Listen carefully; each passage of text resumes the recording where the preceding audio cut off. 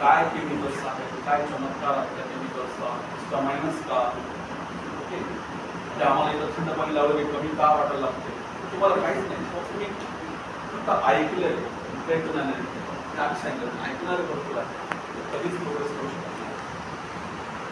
उलट केलं तेच प्रोग्रेस करणार. तुम्ही कधी मेडिसिन वाचलं लॅकेसिस, पुढे हिट आणि लगेच हिट हॅमोरेट्स, वॉर्म ॲप्लिकेशन हॅमोरेट्स, काय आहे कळत नाही. कोणता असा ट्रॅक्ट आहे की जो पेन झाल्यानंतर त्याला गरम पाणी लावले की कमी व्हायला आणि पेशंट वेगळे हॉट. तर आम्ही नाही बघितलं की कोणतं आमच्या बॉडीमध्ये असं सिस्टीम आहे की असं काही कमी करू शकतो. तेच मलाच म्हणतो असं मी पेन सप्रेस होणे, पेन सप्रेशन मेकॅनिझम ते ट्रॅक करतोय स्पायनल ट्रॅक. नेहमीच पेशंट अडॅप्ट करणारी गोष्ट ही ह्या ट्रॅक करून घेतात, पेन सप्रेस करून घेतात. कंट्रोल करणं वेगळी गोष्ट आहे. बॉडीमध्ये दोन्ही शब्द वापरतात, इनहॅबिटरी, स्टिम्युलेशन. जेव्हा ही दोन गोष्टी आल्या ना तुम्ही सप्रेशन कोणत्या लेवलला येता, एंडोक्राइन लेवलला. पेन सोबतचे ना खूप सारे रोगी दिवसाला बघूनच येतात. बऱ्याच वेळेस पेशंट आपल्याकडे पेनलेस कंडिशन मध्ये येतो, मान्य आहे, बरोबर आहे. पण तो जेव्हा फील करून सांगला ना तो पेन म्हणजे काय, तेव्हा लगेच करून जातं की डोक्यावर आट्या पडल्या का वगैरे. पेन मध्ये कसं असतं ना, फ्राउनिंग होऊन जातं, डोळ्याची एक मुवमेंट करून जात होतो, एकदम बारीक मुवमेंट होत होतं. खरंच पेनफुल असेल तर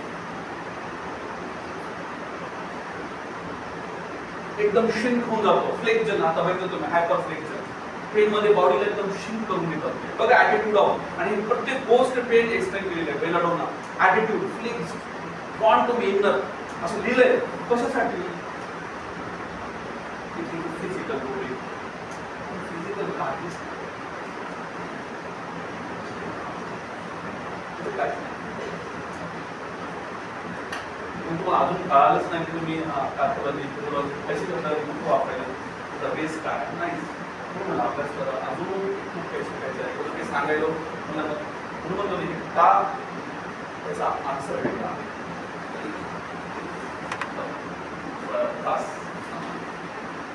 तर बिगेस्ट कॉम्प्लिकेशन ओस्टोपोरोसिस. जर ओस्टोपोरोसिसचा पेशंट आला तर त्याला एंडोक्राइन विचारा आधी, एंडोक्राइन नंतर बाकीच्या सिस्टम विचारलं असतं. तुमचं हायर तुम्हाला आधी माहीत असलं पाहिजे. पेशंट ज्या लेवलला आला त्याच्या वरचा पण तुम्हाला आधी माहीत असलं पाहिजे. हे प्रॉब्लेम आहेत का आधी डिटेक्ट करा, चेकलिस्ट बघा. हायपरला राहू नये. तो आलाय सर्दीसाठी पण त्याला हायपोथायरॉइडिझम आहे तर तुम्हाला विचार करायला लागते की हायपोथायरॉइडिझमची ॲलर्जी ही लवकर कमी होऊ शकते का. त्या पेशंटला वेळ लागणार आहे. बोलताना तुम्ही असं बोलाल की हे टप्प्याटप्प्याने कमी होईल, पण त्याला काहीच नाही, हायपोथायरॉइडिझम नाही ना, लंग प्रॉब्लेम नाही, काहीच नाही, काही नाही, त्याला सर्दी आहे. ॲलम सेफाजा लगेच सांगितलं एका डोसमध्ये कमी झालं.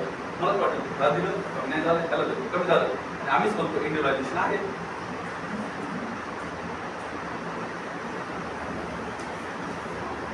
म्हणून पास हिस्ट्री, म्हणून कोणत्या पेशंटला वेळ लागतो, का लागतो, कसा लागतो, त्याला कुठे ट्रीट करायचंय हे तुम्हाला कळालं पाहिजे. एक्झॅक्ट 87 मध्ये 6 सेन्स वापरून ते आयडेंटिफाय करायचं आहे असं डॉक्टर हॅनी सांगितलं.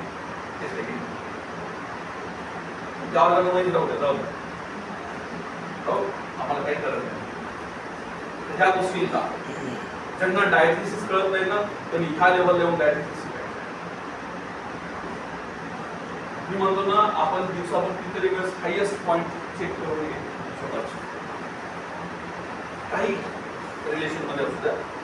त्यामध्ये हार्ट फेल्युअर आहे, ओस्टिओपोरोसिस आहे, हायपोथायरॉइडिझम तिथं थोडंसं अपोजिट जर का टॉमी केली असेल तर एअर ऑब्स्ट्रक्शन आणि respiratory distress.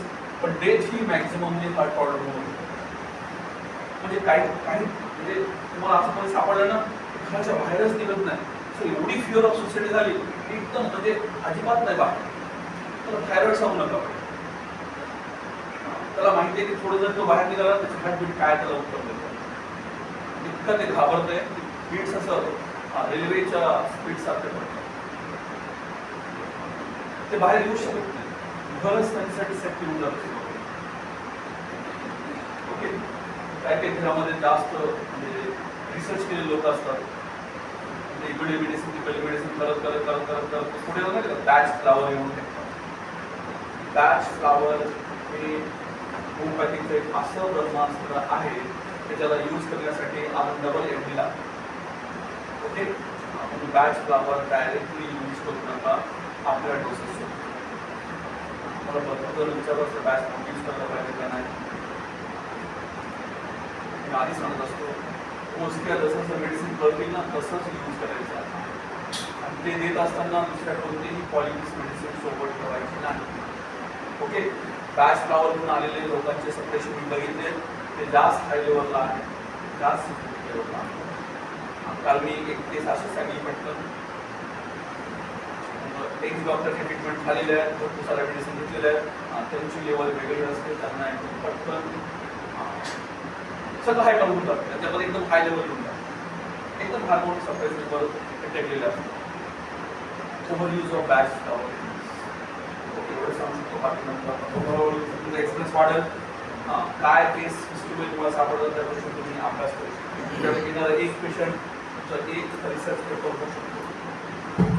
Surgery related complication होऊन घ्या.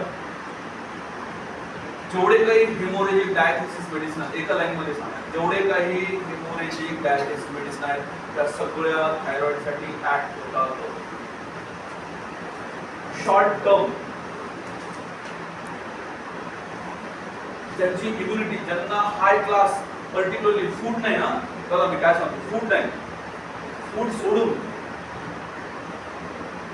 फूड म्हणजे मटेरियलिस्टिक गोष्ट सोडून बाकी सगळ्या गोष्टींची अलर्जी असते, ते सुद्धा थायरॉइड रिलेटेड इंडिकेशन देतात. त्यांना तुम्ही कोणती अलर्जी नाही, पण फूड आणि कोणती सोडून लॉंग टर्म साठी किती मस्त आहे. ओल्ड स्कार तुम्हाला एक कधी विचारा फ्रॅक्चर झालं का तेव्हा झालं आणि ते फ्रॅक्चर दाखवताना त्याने अजून सुद्धा मार्किंग आहे, 30 वर्षानंतर सुद्धा मार्किंग आहे, तर ते लोक थायरॉइड ससेप्टेबल आहेत. हॉर्सनेस ओके, हे सगळ्यासाठी. हायपोकॅलिमिया नेहमी सगळ्यासाठी आणि हायपोपॅराथायरॉइड हे सगळे इंडिकेशन आहेत. त्या हार्मोनच्या ऑपरेशन नंतर येणारच येणार, पण आधी सुद्धा तुम्हाला इंडिकेट करतात, इतकं चांगलं सांगायचं. हे सगळं कॉम्प्लिकेशन आफ्टर सर्जरी आहे. पण मी तुम्हाला आधीच सांगायलो की ऑटोमॅटिकली त्या ठिकाणी फंक्शनलेस होत असेल थायरॉइड, तर हेच प्रॉब्लेम बघायला मिळतात. म्हणजे नॅचरल थायरॉइड एक प्रॉब्लेम. कधी कधी अशी पॅथॉलॉजी होते ॲक्टिव्ह मेडिसिनमध्ये, काही पार्ट फंक्शन करतच नाही, तेवढा T3 T4 बनतच नाही, तेव्हा हे प्रॉब्लेम आधी येतात. त्यांना आपण बांधायला लागतो की लगेच हाताला क्रॅम्प्स येऊन जातात, बीपी घेता घेतात. मग आपण म्हणतो कॅल्शियम कमी झालं, कॅल्शियमसाठी टॅबलेट देतो, ऍसिडिटी होते, आहे ना, ब्लिडिंग होते मुलांमधून, आपल्याला कळत नाही, आलेपाठी चुकला असं जाऊ द्या.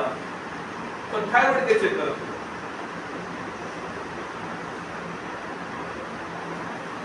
म्हणून सांगली थोडंसं आपण उलट नॉलेज घ्यायचं. सर्जरी नंतर आहेत ना, तरी तो पार्ट जर इनॅक्टिव्ह झाला तरी हे सिम्पटम द्यावा. लक्षात काय म्हणतो त्यांना समजत नाही.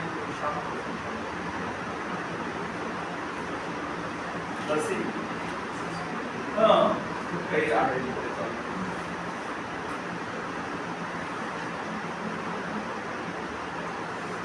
लास्ट पार्ट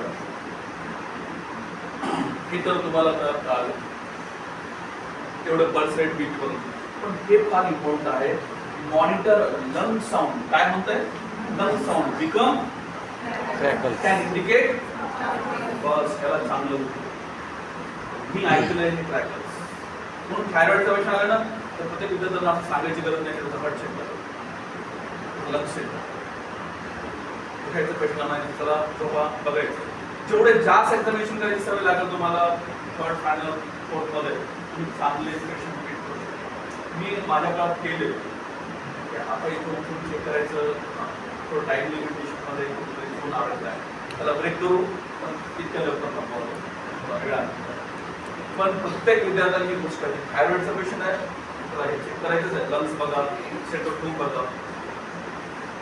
तिथे कसं आहे, आमचे सर करत नाही, आम्ही कशाला करतो.